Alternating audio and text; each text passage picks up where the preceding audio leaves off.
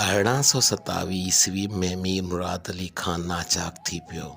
संदसि वज़ीर नवाब वली मोहम्मद खान लेगारीअ जी सलाह ते अंग्रेज़नि खां डॉक्टरी मदद वरिती वई। कच्छ मां डॉक्टर बर्न्स मीर साहब जे इलाज लाइ सिंध में आयो। डॉक्टर साहब खे हिदायतूं हुयूं त मीर साहब जे इलाज करण सां गॾु हिक तरफ़ मीरनि ऐं संदनि ख़ासि असरदार माण्हुनि सां तालुकात क़ाइमु करे त ॿिए तरफ़ सिंध जे आम हालतुनि जी बि चकास करे।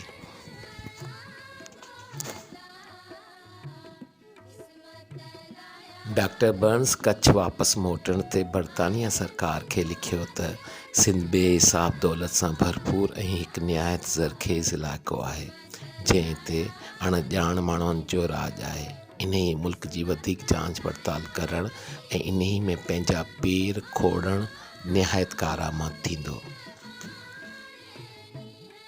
1830 में मीर करम अली खान वफ़ात कई ऐं मीर मुराद अली खान रईस चूंडियो वियो।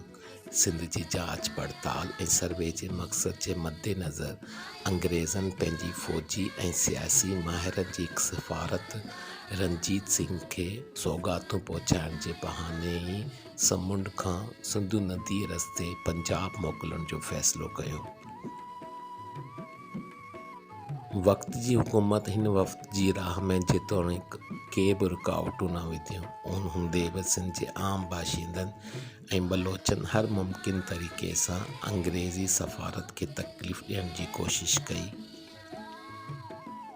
पर हिननि जूं समूरियूं सरगर्मियूं बेकार साबित थियूं ऐं अंग्रेज़नि माहिरनि जी सफ़ारत सारी सिंध जी पड़ताल कंदे हर हंधि उतां जे मक़ामी बाशिंदनि खां ख़बरूं चारूं वठंदे मुल्क जे अंदरूनी हालतुनि खे चकासींदे ख़ैरो आफ़ियत सां वञी लाहौर पहुती।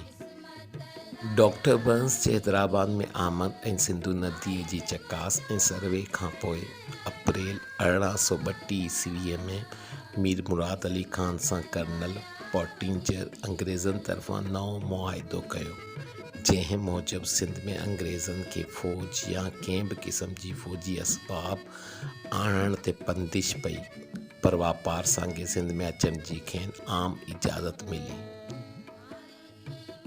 कराची में Burns Road doctor James Burns जे नाले ते रखियो वियो आहे, जे बरतानवी राज लाइ जासूस तौरु कमु कयो।